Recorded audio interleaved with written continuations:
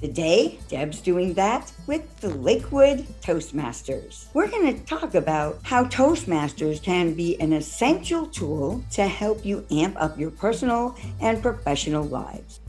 It's time to introduce our distinguished panel. Each panelist will tell us briefly your name, what you do, how long you've been a member, and why you joined Toastmasters. Kevin, can you begin? My name is Kevin Wyckoff. I currently work as the GIS coordinator at Lakewood Water District. My work is mostly about data and maps to do with the local water district. And I got involved with Toastmaster January just as part of improving my speaking skills, and because my job involves a lot of teaching, this is a good forum for me to improve those skills. Thank you. Thank you, Kevin. And Brett, would you care to introduce yourself? Thank you, Madam Toastmaster, fellow Toastmasters and honored guests. My name is Brett McKinley, and I've been in Toastmasters on and off for more than a decade. It's been a great blessing to my life. Professionally, I have sort of a twofold position. One, my day job, if you will, is with Zim Integrated Shipping Line. I'm a sales rep where I secure freight for shippers and importers to and from the United States. So I use my skills in speaking and presentation daily, and Toastmasters has been a big help for that. Also, I'm a volunteer pastor at a local church where I've been able to deliver a couple hundred sermons, and Toastmasters has been a big help with that. Back to you, Madam Toastmaster. Thank you, Brett. Paulina, tell us about yourself. Hi, my name is Paulina. I'm originally from Ukraine. It's probably going to be almost 5 years since I live in America. I'm a licensed pharmacist in Ukraine, and right now working on transferring my pharmacy license. I recently found out that I passed my pharmacy exam. So Congratulations. now I need to complete English exam and internship. I joined Toastmaster about a year ago, but then I stopped and rejoined it again about a month ago. The reason why I did it was because as a pharmacist, profession requires a lot of very strong communication skills. So I'm trying to develop it in myself. That's the reason why I joined Toastmaster. And finally, Chuck. Hi, yes, I'm Chuck Marlowe. I've been with Toastmasters for, I'll say several years. It's been quite a while. Different clubs. I used to be in a club in Lakewood. Presently, I'm working with developmentally disabled individuals, and I'm on a journey of trying to become a healthier individual. So far, so good. Thank you. Thank you, Chuck. Now, fear of public speaking is very common, and this fear spills into other areas of our communication, such as approaching a stranger, asking for a raise. At Toastmasters, we gain confidence and tackle this with a lot of practice. Brett, can you tell us something that you were afraid to do before you joined Toastmasters and now it doesn't bother you? Thank you, Deborah, Madam Toastmaster, for that good question. I think one of the helpful tools that Toastmasters has given through a variety of projects is how to deal with a difficult audience. Sometimes I have customers that are very demanding, sometimes unrealistic, sometimes even rude or profane toward me when it's not necessarily my fault, and they can be unprofessional. I believe Toastmasters has helped me to learn how to listen, affirm that I hear what they're saying, empathize, and seek to bring a solution. I would hate to ever cut anyone off, and typically if I listen and have a gentle answer, usually I can have success. So that's been a good practical way to apply the skills of de-escalation, I guess, in a conversational environment with an upset customer to have a success. And Toastmasters has helped me to practice that through a variety of projects. Thank you. Thank you. Yeah, Toastmasters really does enhance our lives in a variety of ways. And what are some ways that Toastmasters has helped in your personal life, Kevin? Well, Toastmasters has just really helped with my fluency of speech and my ability to just really be off the cuff with things. And when I need to respond in meetings, it really helps a lot to just paying attention to things. You know, even from the very first day of the counter, going over things really helps a lot. So thank you. Thank you, Kevin. Yeah, I found the counter to be one of the most valuable aspects of Toastmasters. Chuck? Toastmasters allows us to build connections with each other. Can you tell us how it's enabled us to build connections? Good. Yes, Toastmaster has been absolutely intricate to and paramount to me building connections. It has helped me to connect with people whom have shared the same interest as myself, no matter what it is, from the speech contest to podcasting. I'm continually meeting individuals that have the same interests, and therefore we form bonds and we're able to support one another. It's been just wonderful for being able to, it has been very, very useful. And I can't think of a better place to meet people that have been able to help me to enhance my life in personally and professionally. Thank you, Chuck. Paulina, how does Toastmasters help you with your English skills? I feel like I'm still in the process of improving, and there's still a lot for me to accomplish in Toastmaster. But as a foreigner, I will be afraid to speak. I'll be afraid that people will not understand me and treat me seriously when I speak. So Toastmaster helped me to develop it and feel more confident to start the conversation with different people. So that's, I think, was something that Toastmaster helped me so far. But as I said, I think it's still a lot for me to work on. I think you speak English very well. I don't have any trouble understanding you. Thank you. So you're doing good. Thank you. Wondered if your coworkers will ever get to the point you have a droning presenter at your office. These bad words come from so many mouths. It's a very common problem, lack of fluency when we speak. I heard a podcast the other day in which Macaulay Culkin was being interviewed. The only words I remember out of that entire interview are and so. You should join Toastmaster. Chuck, will you share with us an encounter with someone you think might benefit from Toastmasters? Maybe an example of an everyday experience.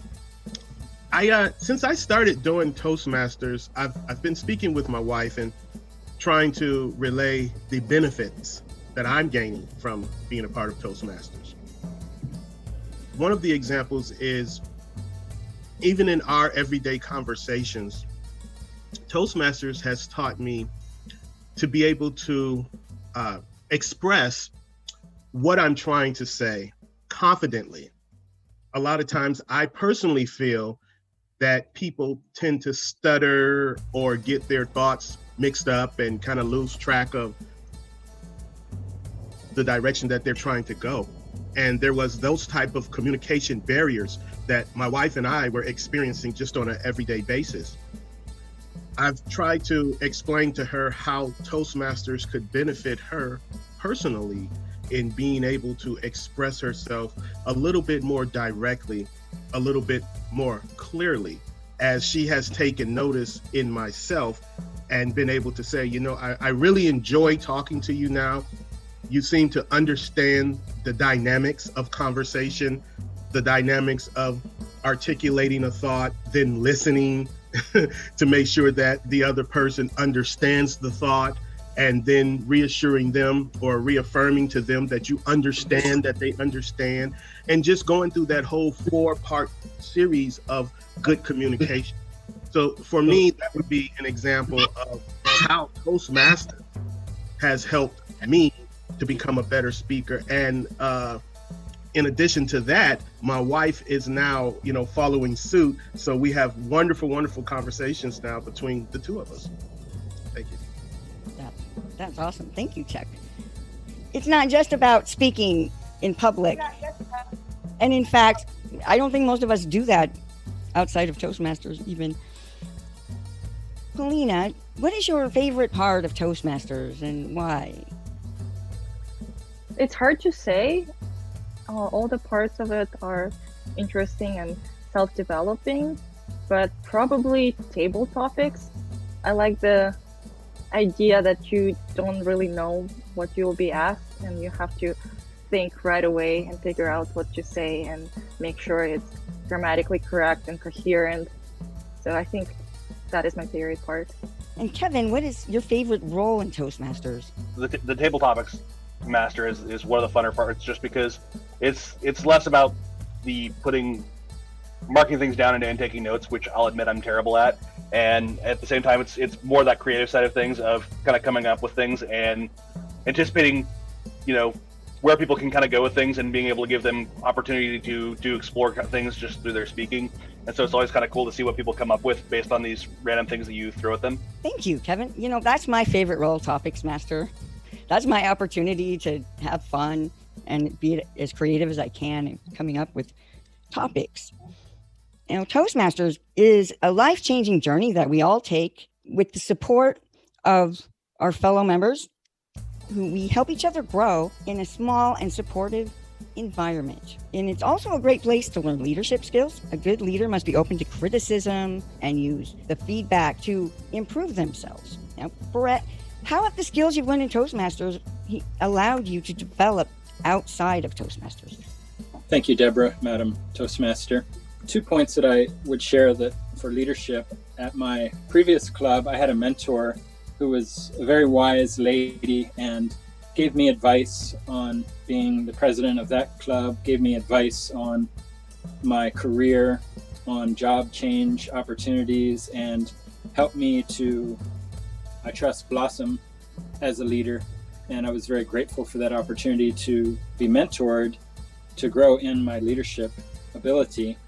And then part 2 of that would be practicing leadership on a weekly basis by filling any role and being organized, being purposeful, leading a meeting as the Toastmaster. Again, any role that we have, we are a leader at that moment, and we have the opportunity each week to practice leadership and to get better at it. So those are a couple ways that Toastmasters has helped me with leadership. Thank you, Brett. Kevin, you're the Vice President of Public Relations. How does that help you grow your own leadership skills?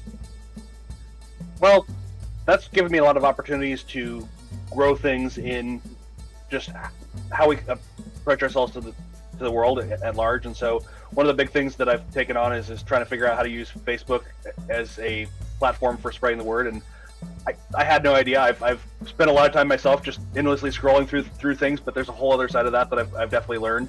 And I do a lot of graphic design work, and so working on kind of getting that together, but it has been important of just how we kind of put together newsletters and stuff like that, and also just figuring out how to be more efficient at that. And so that's helped me grow a bit of just how you kind of fit in all these different things. Thank you, Kevin. One of the ways that we help each other grow is through objective feedback.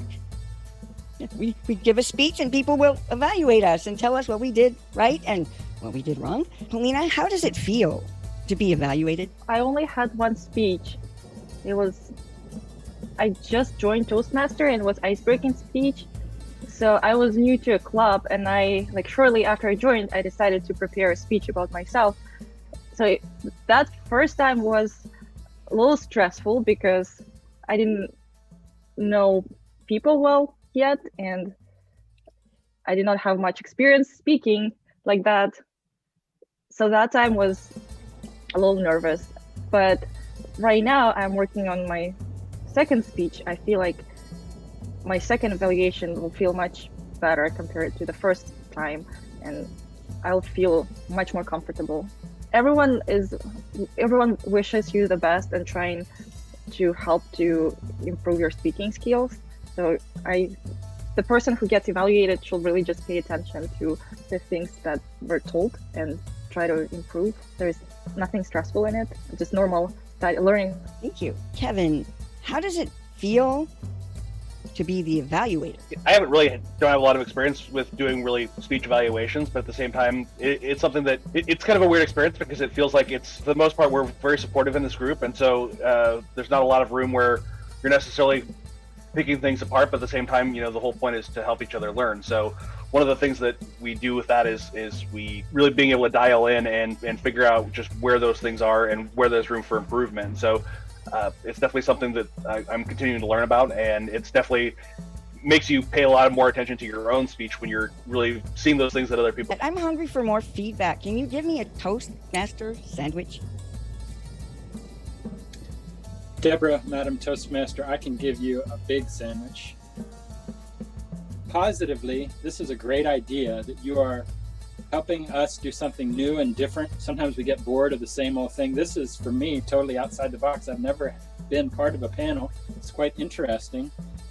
You're not only offering to put it on our Facebook or our website, but also on your channel that you have, which is exciting, and maybe will become popular, who knows. For some constructive criticism, which we all need, and it's the worst thing when you give a speech and the evaluator can't find anything.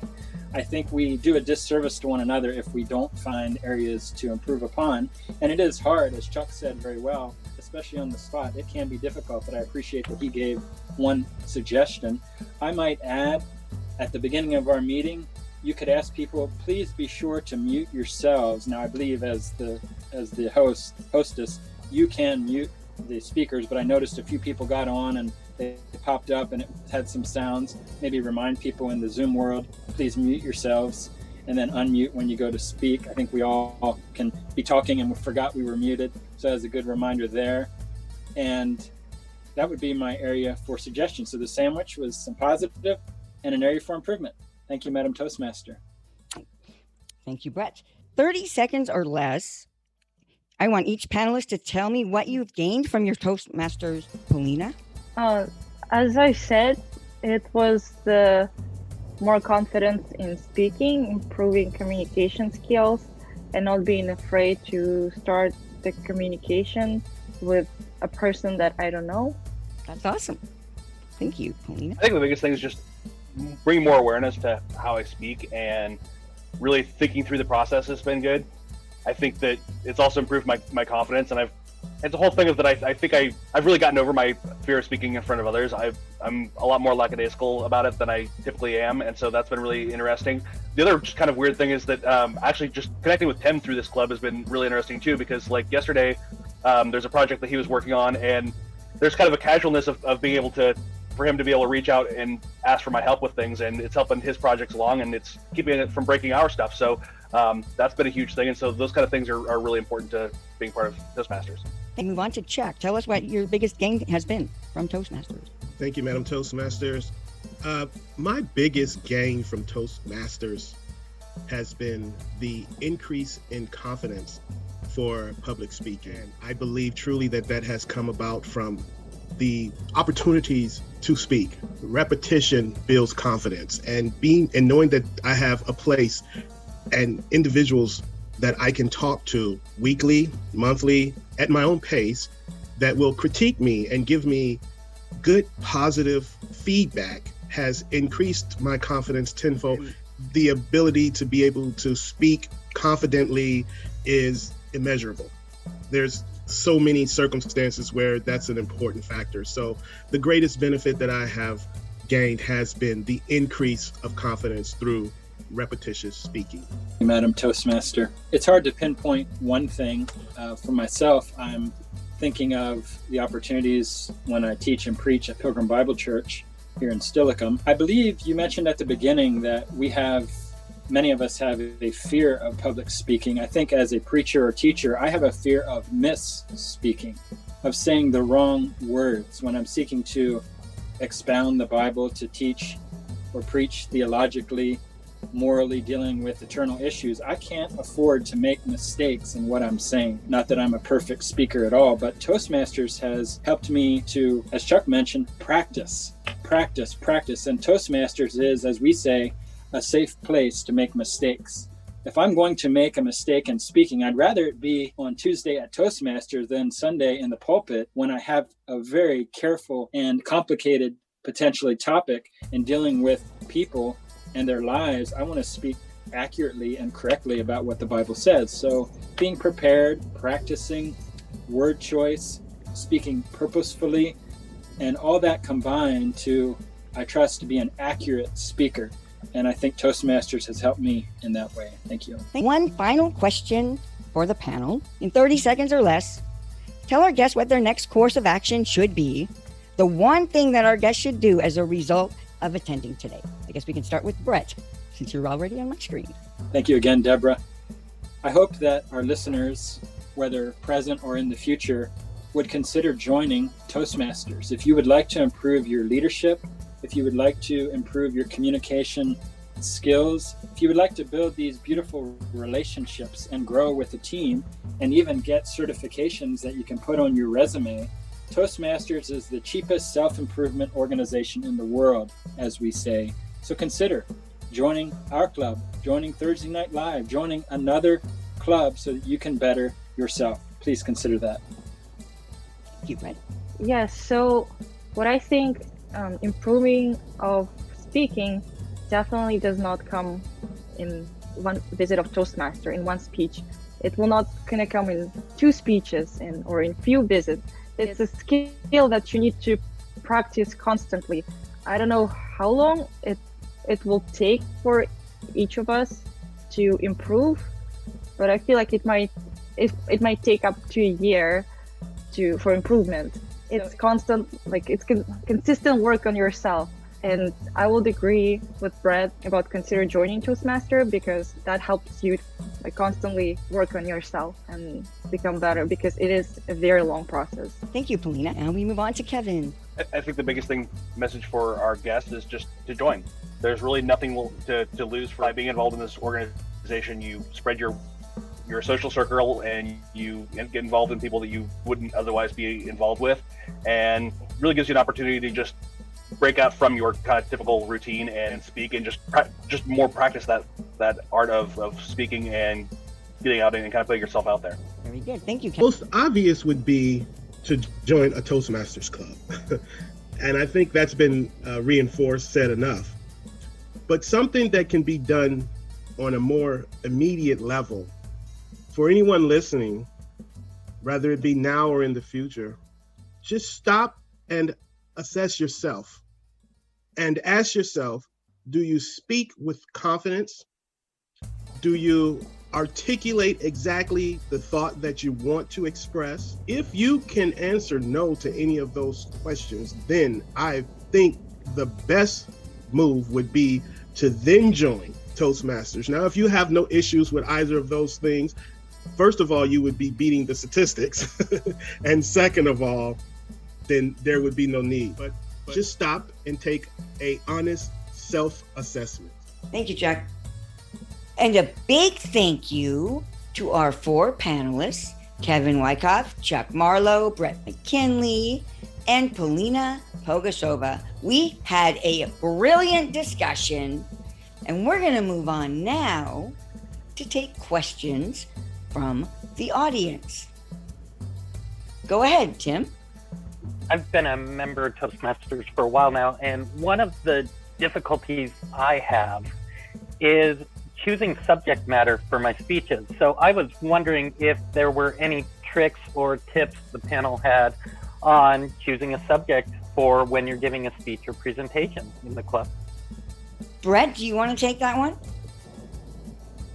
Topic choice, Tim, is critical. Choosing a topic that you're passionate about. For you, I know racing, that's a great topic at any point. You spoke on it many times. But as you go through your week, maybe have a notepad, and if you think of a topic you're interested in, you'd like to research, you're passionate about, you'd like to speak about, write it down. You may not give the speech for 1 month or 6 months, but have this list of topics that you would like to give a speech on. That may help.